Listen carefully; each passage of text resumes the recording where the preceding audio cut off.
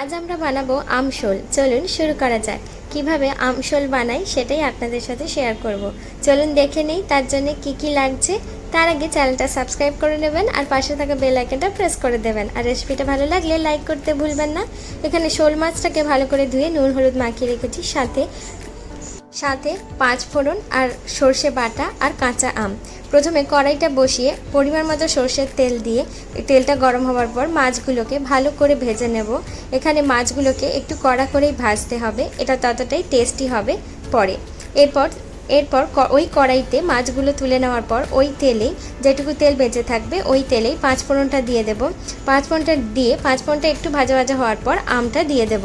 আমটা দিয়ে বেশ কিছুক্ষণের জন্য আমটাকে একটু নেড়ে ছেড়ে হালকা ভাজা ভাজা করে নিয়ে পরিমাণ মতো জল দিয়ে দেব। আপনার যতটা গ্রেভি লাগবে বলে মনে হয় তার থেকে একটু বেশি জল দিয়ে দেবেন। তারপর ওটাকে ঢাকনা দিয়ে কিছুক্ষণের জন্যে সেদ্ধ হতে দেবেন।